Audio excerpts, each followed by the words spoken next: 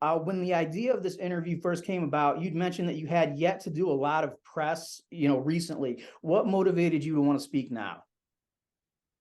Well, one of the previous quotes too is out of sight, out of mind. It always is. You have to keep yourself, and because the times of social media are constantly changing, for instance, you witnessed my debacle with TikTok. I'm trying to Yes. utilize all of the resources that are to my availability, even though they're not so much to my liking. Mhm. I just I can't even with that. I'm just not even gonna give it another moment's thought right now because I just finished being not mad about it anymore. But like I'm trying, I need to figure it out. Whatever the cool kids are doing these days, gotta, get on it. You can't still do the things from when I got in 13 years ago. The Mhm. those 13 years, the industry has changed threefold. And one of the things is that, even when Marcus London first got in, there was this many companies you could shoot for and only this much talent. Now there's this much talent and only this many companies you can shoot for. Yeah. And so making sure that people know about you, because I can't even tell you how many times people are like, oh, if you ask them who your favorite performer is, they just put some search words in. They don't, you have to really make a difference for someone to remember your name to be a fan of your particular work. So Mhm. I need my work to, one, prove for itself. And then I also need people to remember who the hell I am. But I No, need more people to know based about how good on I am at sex. yeah, based So, on what I've seen, yeah, you're a 10. So so yes. And so now I need to get that information out there to the people that maybe aren't specifically searching the things that I'm in, and maybe they could be a fan of other stuff, because the list is definitely smaller of what I haven't done in the 13 years that I've been in. All your niches and things, whatever your turn ons are, I guarantee you there's going to be something out there on the internet that I've done that will tickle your fancy. or the trick is, and again, I'm not telling you anything you don't know, but just selectively choose, like based on your live show the other day, which I very much enjoy.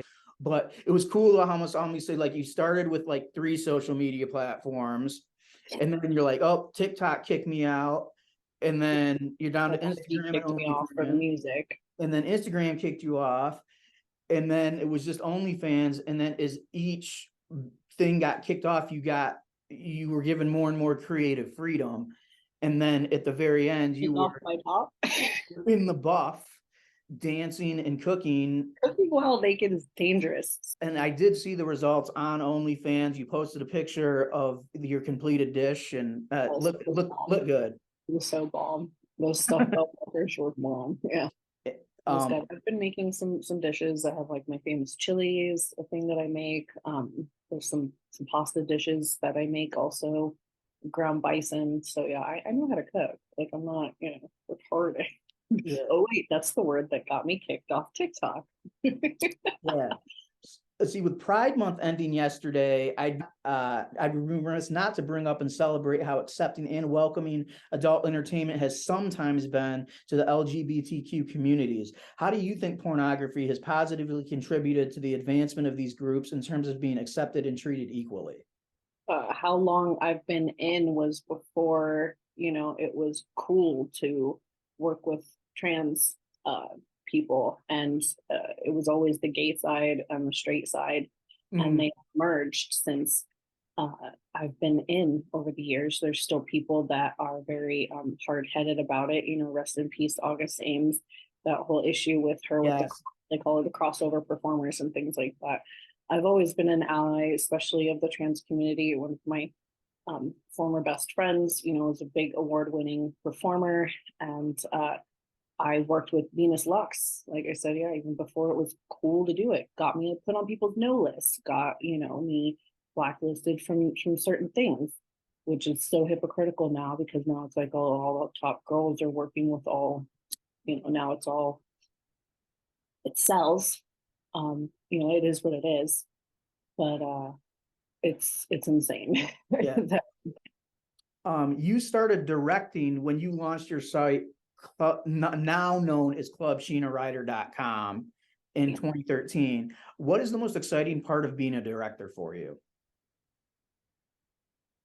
I think when you are the performer still, the directing becomes weird at that point. I think now that I'm actually going to be doing the next project where I am actually going to start hiring the talent and directing and being behind the camera, then I think that's probably something that I'd be able to answer more in depth.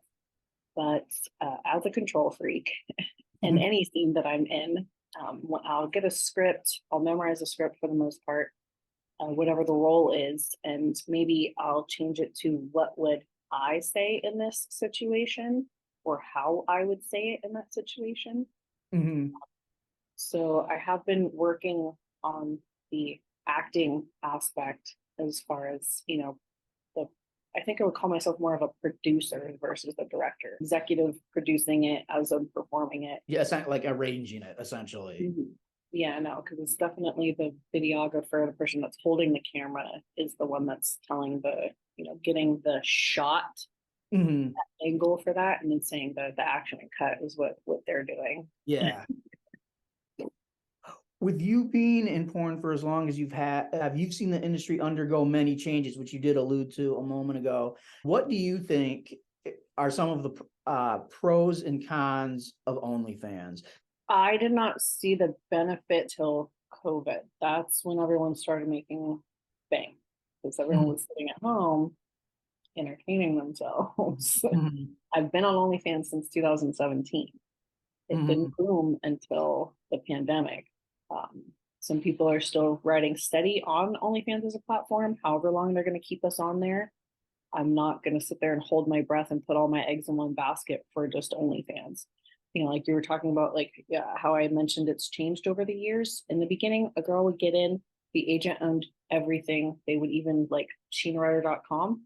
Somebody bought that when I first was with my very first agency, and they won't give it to me because they want me to pay for it because they went and did some shady stuff like that, and they did that to all kinds of girls to own the URL, to own the name, to try to have some kind of capital on them. The industry would normally chew you up and spit you out if you didn't brand yourself, if you didn't have control of your own career.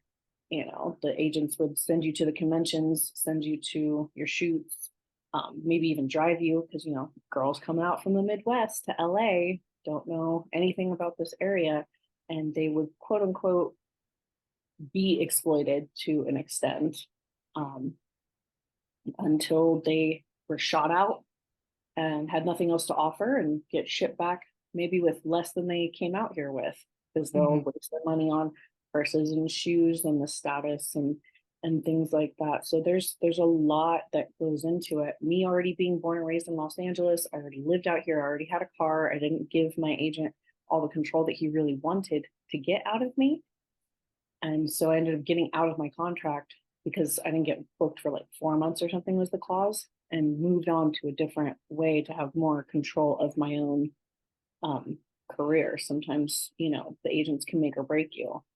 Mhm. Now, the agents, even the directors and all the production companies, we don't even need them. They need us more than we need them. Of course, they pick from all the higher ranking girls that are going to sell so they can get their turnaround on it. But the revenue streams are, I have my own website, I have my OnlyFans, um, and using the social media, I already have my YouTube monetized, and getting out and doing whatever is trending, Mhm. known on the rest of the social media. Those are all very important stuff. Like I want like my privacy and my separate. It almost feels like I have to be like, am I this person or am I this person? I just want to Yeah. be able to turn the other person off sometimes. Speaking of social media and interacting with others in the digital world, something about your social media, which greatly contributes to adult entertainment, is how you repost stuff and support your peers in your industry instead of merely just using it for self promotion. Why did you choose to take that approach? Honestly, that's been the old school approach for us. We're supposed to retweet Yeah. our and support our girls and things like that. And like their stuff if you truly like it. Now it's all about this petty people that like people have their accounts and they follow 0 people. I'm Yeah. like, oh, okay, you're one of those. I'm like, okay, well then there's no reason for me to follow you then. So like it was always like like the MySpace days, your top 8, or just even, having your Facebook friends, you follow each other. How can we best continue to fight for free speech while pornography continues to be under attack? Yeah, they hate us. Yeah. Everyone hates us. It's, one of those things where it's like, I don't want to become complacent or just be copacetic about it, but it's something that I understand, and I'm not going to say that I'm going to change the world all by myself. It does have to do with everyone's voices together, and it's, again, like that thing where, if they silence us, guess what? They're going to come for whoever you happen to be next. It might not affect you because you're not in porn, but wait till they, once they start getting the ball rolling with putting these types of things on a suppressor, so to speak. It sets a precedent. Going to come for you. It's going to come for you next. And you think that you're stopping it with porn. Guess what? It's literally everywhere. People are going to find it anyways. It was on, it used to be on Tumblr, and I hear about my stuff being stolen and being posted on Reddit. It's just very retarded. You need to blanket everything. If you want to sit here, you're going to have a stronghold on us. We'll figure it out. Yeah. The world is going to figure out how to get their content. And the harder you hold on to something like this to have control of it, the more it's just going to slip out in between your fingers. We do have our free speech coalition that is constantly going to Congress and places like that dealing with these issues. I have confidence. I feel like that's how we got rid of Prop 60 when they were trying to do that to us in California. And I've done those marches. I've helped with those types of overreaches of the government, trying to put their nose into things that they don't understand. And it's not going to take just us fighting for ourselves. It's going to have to take everyone else that understands as well. What are your social media handles where fans can stay updated and communicate with you? Well, I love that I still have my Twitter, at least. That's the only one that I still have. Sheena Ryder and the number 1. That is the same for Snapchat as well. My TikTok, I believe, is also Sheena Ryder and the number 1. My Instagram for now is literally clubsheenaryder.com, DOT spelled out. And then my YouTube, it's just at Sheena Ryder. It's just because it's complicated. There's a girl in South Africa whose real name is Sheena Ryder. And so since my existence, she has not been very pleased with. I'm sure she's just like, will this bitch ever just go away? Do you want to add any final comments? Just that there's a lot of things on the table that will be coming soon, kind of thing. Like, just wait. I adore all my fans and their patience and the OGs, and it's the ones that have seen me through all of my different transitions of performer, from just doing all the BDSM stuff before to doing crazy. I mean, mind you, I do miss gangbangs by all means. I would like to do all that stuff again, to converting over to doing the mill stuff, and all you really good special boys out there that love Molly so much. I appreciate everyone. Support all my stuff. Follow me.